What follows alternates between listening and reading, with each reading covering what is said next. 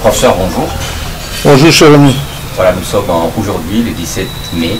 C'est une journée qui nous rappelle l'entrée de forces de libération à Kinshasa. Dans l'un de vos romans, vous avez parlé de Maïli, un héros de cette libération. D'abord, pourquoi Maïli? Comme j'aime beaucoup le dire, c'est une question à 1000 balles, ça. Pourquoi Maïli? D'abord, il faut faire attention. C'est peut-être la première occasion où je l'ai dit. Mon texte porte le titre de Mayele. Il a été inspiré d'un personnage militaire et général qui lui s'appelait Maele. C'est déjà très important de le dire. Alors pourquoi Mayele? Parce que je fus fasciné par ces personnages, même pendant que j'étais encore très jeune, étudiant, mais jeune. C'est un garçon qui avait fasciné, c'est un garçon, un monsieur, qui avait fasciné notre génération à la tête de l'armée, de ce qu'on a appelé, la division que Mobutu a appelée la division de parachutistes. Non. Oui, de parachutistes. Ils appelaient le béret rouge. Et puis je suis allé à l'étranger, je suis allé étudier, je suis revenu, etc. Et j'ai eu cette chance d'être à la conférence nationale souveraine, où je vais le retrouver, toujours à la tête de béret rouge. Et il va y poser un acte extraordinaire en cette période où, venu de partout, de toutes les entrailles de la République, le délégué s'était entendu, convenu qu'il fallait à tout prix mettre fin à la dictature, asseoir les bases de la démocratie et libérer l'armée. Notre propre armée, mais la libérer des emprises de la politique, de l'autorité militaire, l'autorité politique, etc., etc. Et il va prononcer les discours au nom de l'armée tout entière, parce qu'il était devenu le chef d'état-major général, je crois que c'est comme ça qu'ils disent, et il va prononcer un discours terriblement libérateur. Je pense, si je suis en harmonie avec ma mémoire, il prononcera une phrase du genre « l'armée est pour le peuple ». Et pour le peuple ou est du côté du peuple. Vous voyez, c'était déjà une sorte de clin d'œil pour dire l'armée n'était pas derrière un individu. Fut-il président, etc., mais il était pour le peuple. Ça va lui coûter plus ou moins cher, parce qu'au sortir de cette belle aventure, de son discours, etc., il ne va pas se passer, je crois, une semaine. Mobutu va les dégommer. Et il nomme le général Gimbi, je pense. Il va le faire remplacer par le général Gimbi. Et c'est un personnage avec une forte personnalité. Il n'en a pas fait un drame, comme on a l'habitude de voir. Il n'y a personne, hein, ni Ngwandi, je crois lui il était Bouza, ni Bouza, ni, qui avait fait des déclarations du genre habituel ici. Nous, ressortissants Non. Pourtant, ça avait fait un grand événement, hein, que Mobutu a enlevé le général Maele. Il n'y avait pas eu de vague. Et il est rentré à l'Équateur dans ses champs. Un personnage extraordinaire. Donc, vous trouvez un certain nombre de ce que je viens de vous dire, si vous les trouvez narrés, fictionnalisé dans Mayele, les Tirigos. Il va donc se replier à l'Équateur, dans ses fermes, etc.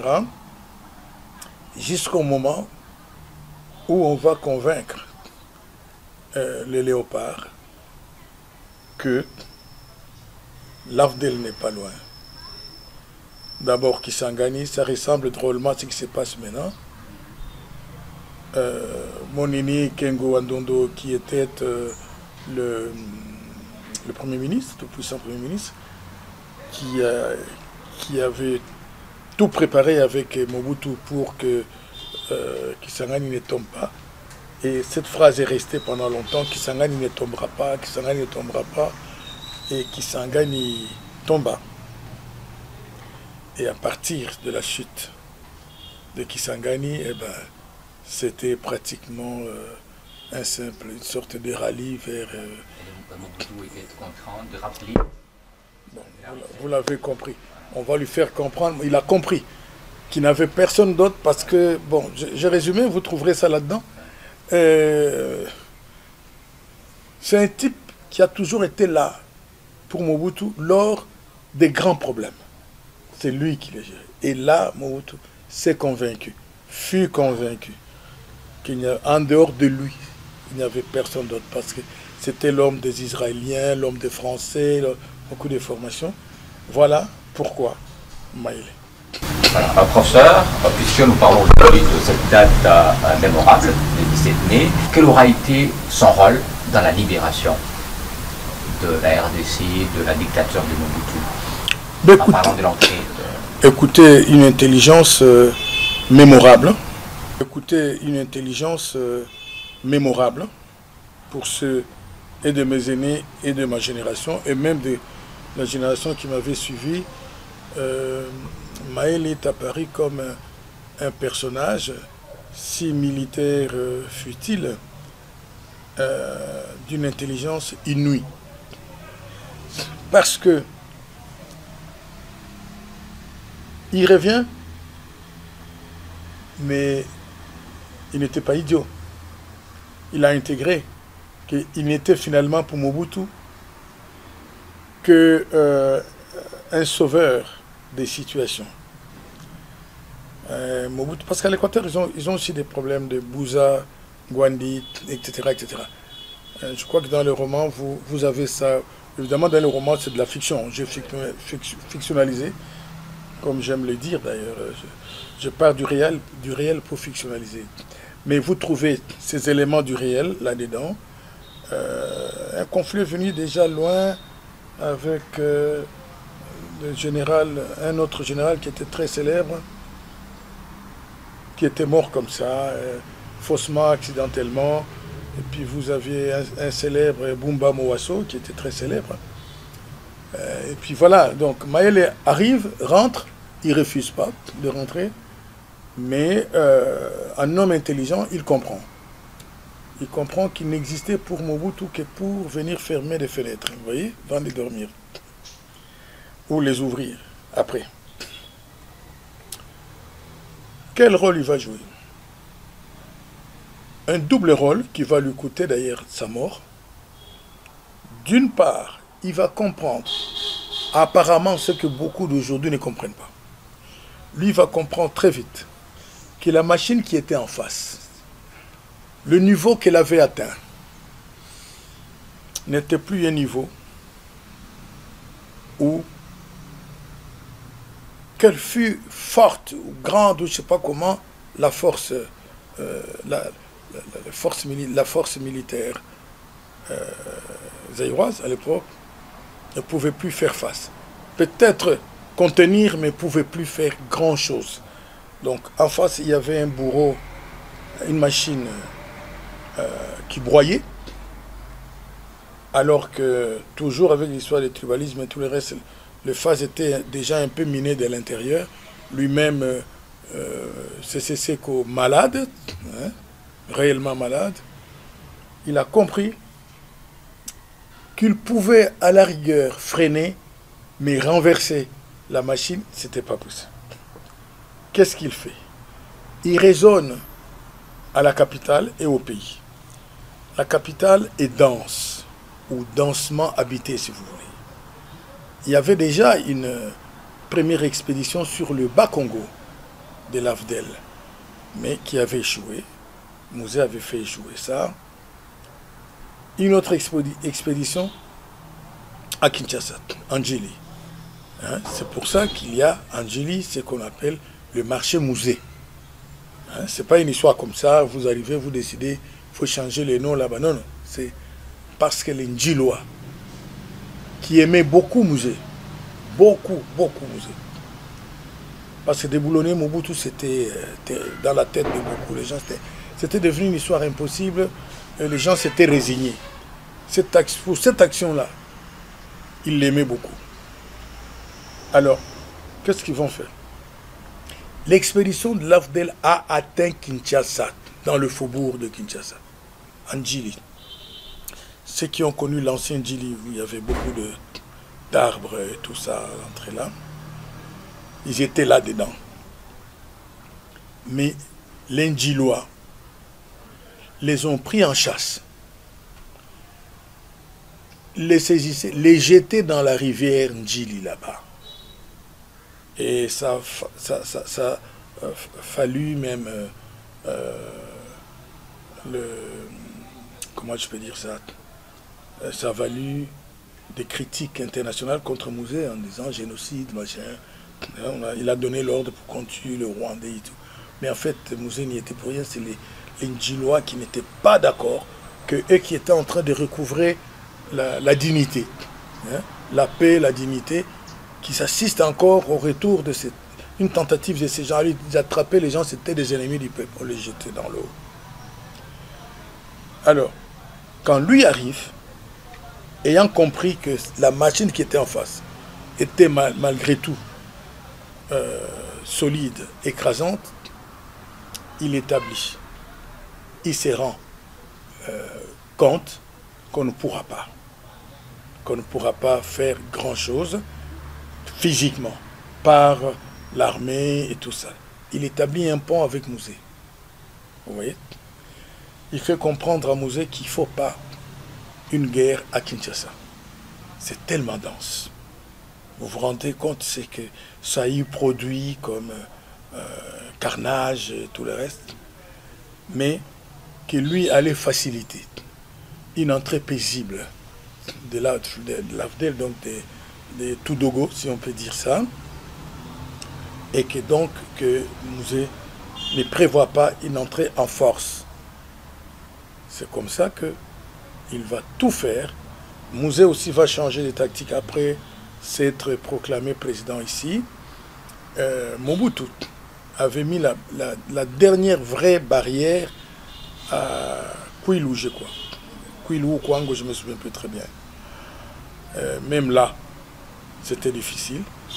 Et le général va donc coordonner une entrée pacifique de l'AFDEL, plus exactement de Toudogo à Kinshasa, et en évitant donc le bain de sang au peuple congolais à Kinshasa. Alors que, avant que lui ne prenne la tête, le général Gimbi avait déjà, Gimbi ou Jimbi, je ne sais plus très bien comment prononcer ça, avait déjà miné Kinshasa avec des chambres froides qui logeaient des fusils, des armes de toutes sortes, pour que si jamais l'AFDEL entrait, eh ben, ça allait péter dans la ville de Kinshasa.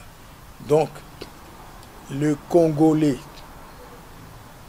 ont dû l'entrée paisible de l'AFDEL à Kinshasa grâce à cet homme-là, Maïli. Voilà. Il ne va pas mourir, on pourrait se dire, avant cette entrée. Oui, oui. Il va mourir parce qu'il aura le courage d'aller plus loin et dire au Léopard, président fondateur, moi je n'ai plus le moyen de vous défendre. Il est préférable maintenant que vous sortiez. Parce qu'il avait déjà au moins réussi à faire en sorte qu'on n'entre pas en force.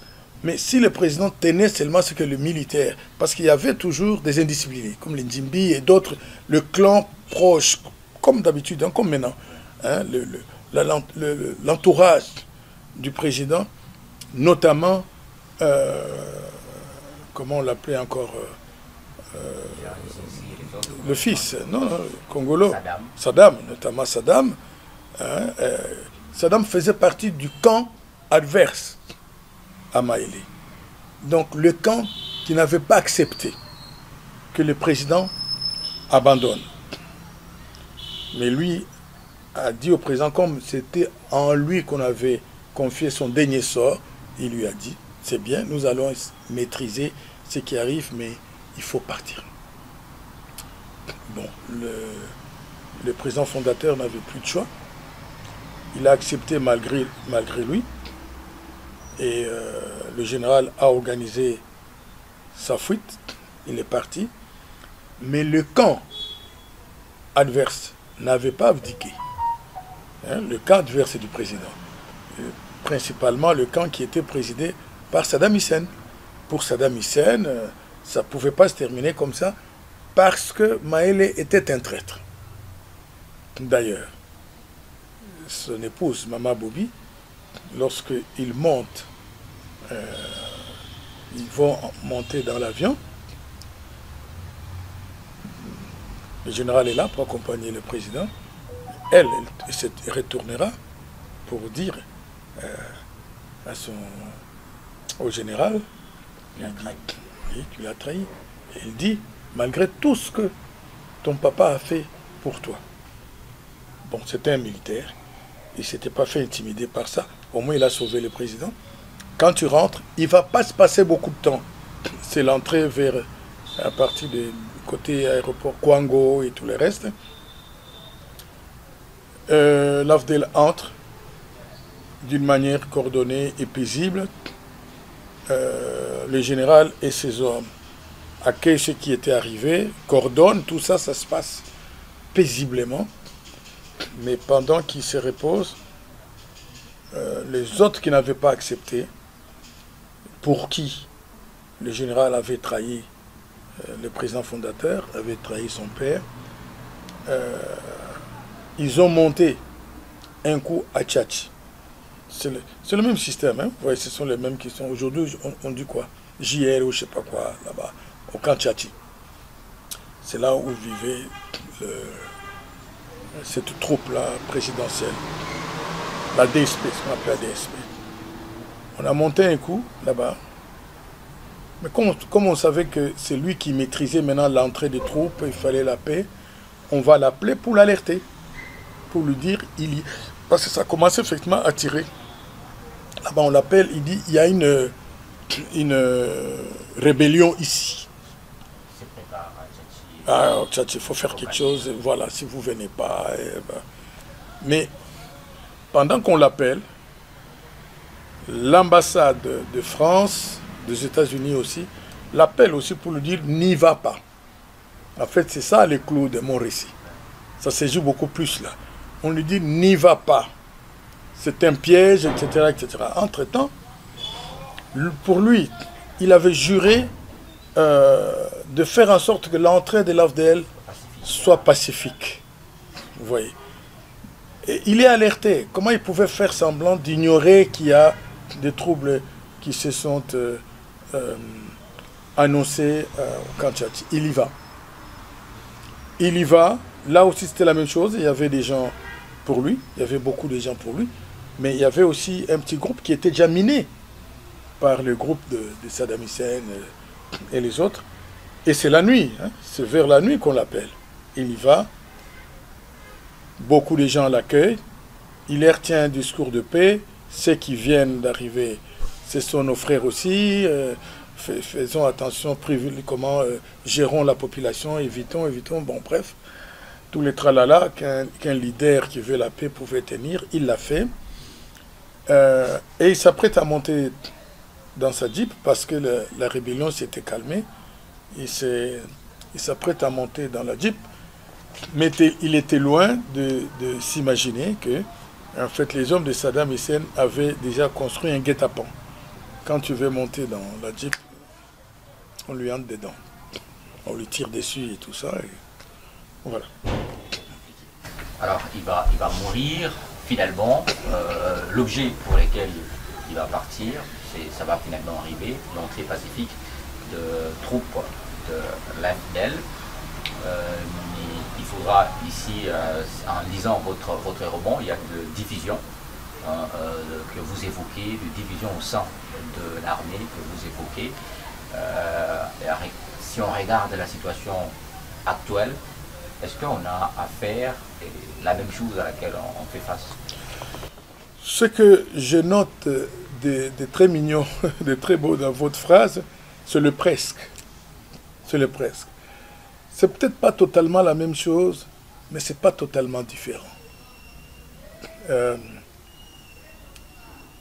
Quand vous jetez scientifiquement un regard analytique,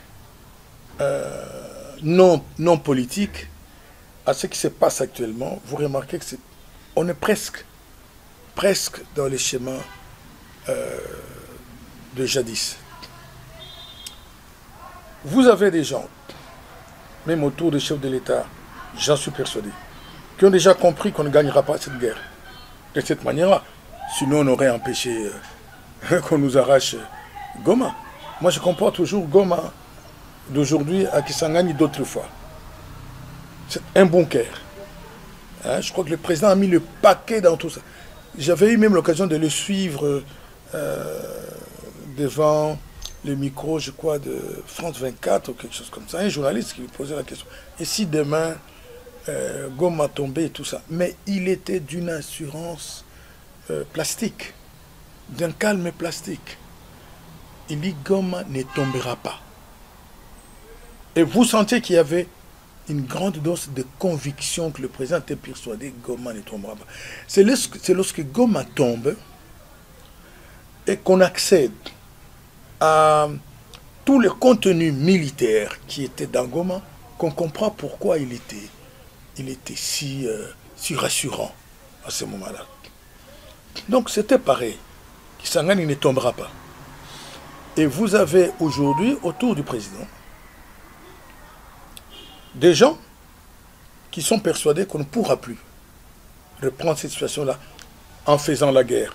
On peut jouer au yo-yo, hein. Un matin, c'est moi qui avance, un autre matin, c'est l'autre qui avance, moi je recule, et ainsi de suite. Jusqu'à quand, comme disaient les Romains, personne ne maîtrise. Donc, il pousse le président à aller vers plutôt un schéma de négociation, hein, et entre autres le schéma du type le père spirituel catholique comme protestant, etc. Mais vous avez aussi des indécrottables de la radicalité. C'est là souvent, même sous Mobutu, ils étaient conduits beaucoup plus par les intérêts personnels, c'est-à-dire la situation d'aisance insolente, hein, qu'ils avaient déjà acquise. Hein. Ils ne pouvaient pas permettre au président de changer de schéma comme ça. Ils vont se dire, bon, bisoto comme banane. On est dans le même schéma aujourd'hui. Quand tu entends même les radios extérieures, les médias en ligne extérieure, ils disent toujours beaucoup du Dépêchien et surtout de Kassaïens, des personnalités, hein, Kassaïens qui parlent au président. Ils lui disent, mais président, demain, nous serons qui? Si vous sortez en catastrophe, nous serons qui?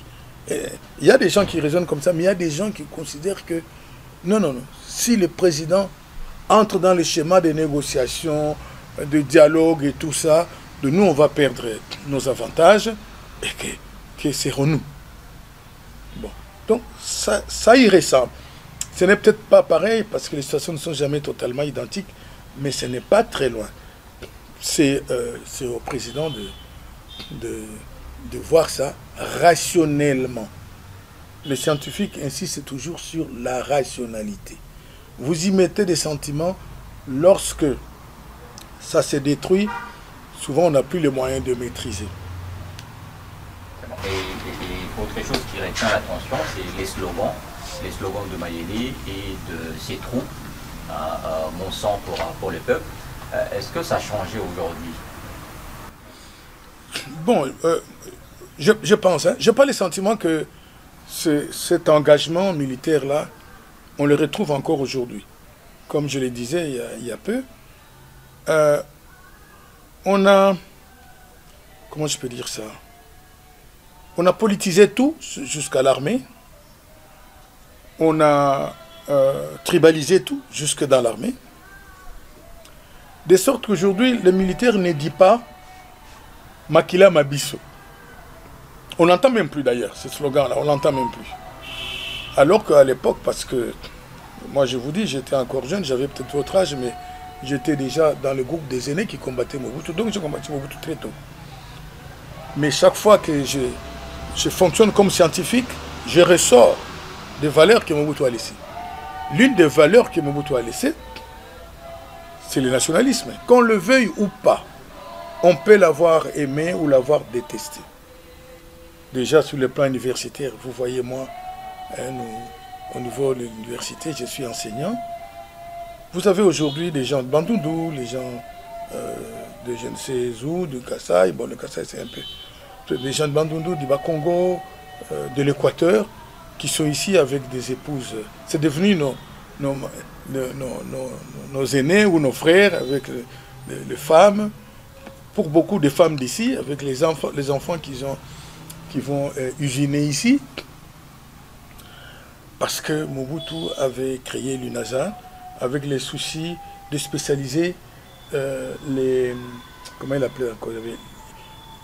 Université nationale et les campus. Par campus, il y avait des sciences spécialisées. Donc, et chaque campus était spécialisé en 1, 2 ou 3 sciences, ainsi de suite. Par exemple, si vous vouliez faire des lettres, il fallait venir au campus de Lubumbashi. Vous vouliez faire la médecine, il fallait aller au campus de Kinshasa. Vous vouliez faire la PEDA, il fallait aller à Kisangani. C'est comme ça que nous avons des aînés d'ici qui sont pratiquement des Kisangani aussi. Il y en a qui nous ont amené même un peu le sang topoké et le reste. Et Kinshasa aussi la même chose. Hein, il fallait faire la médecine, il fallait aller là-bas.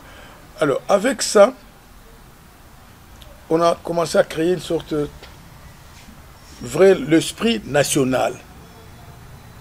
L'esprit national. Donc l'armée aussi. On ne laissait pas des autorités militaires dans un coin pendant plus de 2 ans. Je crois que c'est un principe même de l'administration depuis les Belges. Dans un coin pendant 2 ans. Et ces gens-là deviennent habitués là-bas, ils peuvent plus. Non, c'est des gens qui bougeaient beaucoup. Ça fait que le militaire sous Mobutu était devenu réellement de militaire de la République. Pas le militaire du président Mobutu. Hein? Pas le militaire du premier ministre Nguz Karlibonte. Non. Le militaire de la République. Et donc, quand il y avait des problèmes, il disait « Makila Mabiso, pona peuple, pona peuple. Pour la peuple. Vous voyez. Aujourd'hui, je ne le sens pas. Aujourd'hui, c'est Makila Labiso.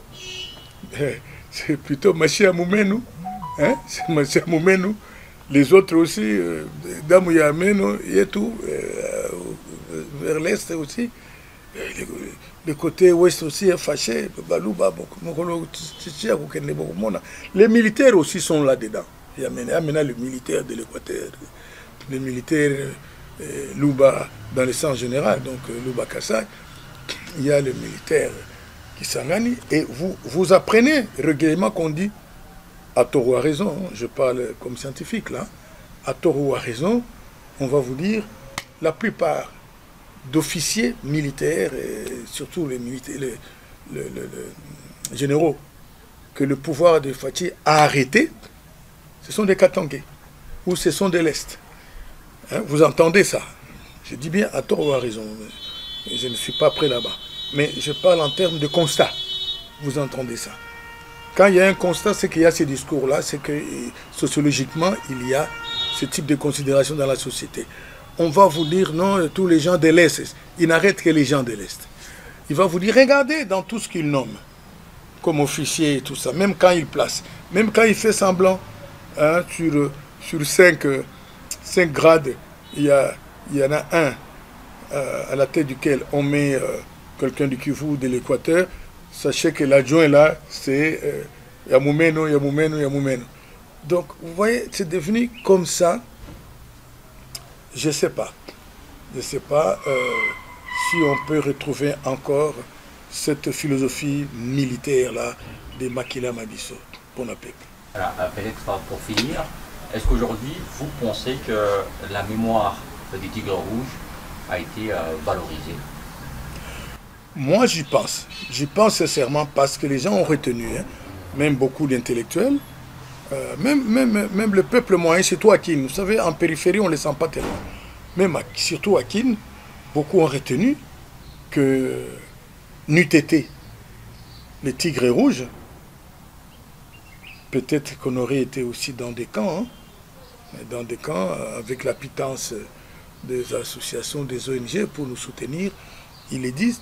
En tout cas, les gens de mon âge, et même ceux de nos petits frères, quand vous parlez du Tigre rouge, le Mayele, ils vous disent, ah, Wanazaka militaire. Les Kinois vous disent, Wanazaka militaire. Celui-là fut un militaire.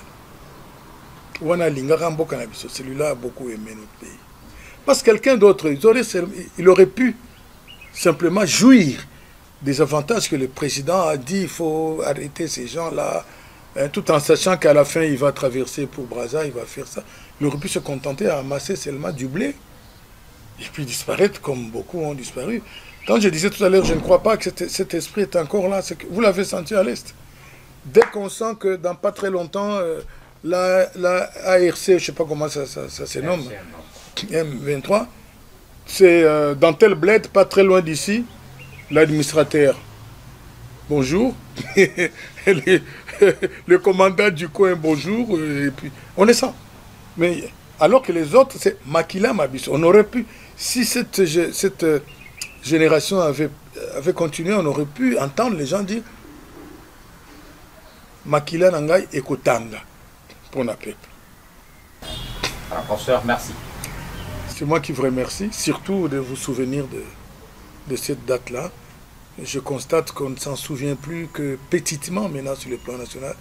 Je pense que c'est regrettable. Félicitations à vous aussi.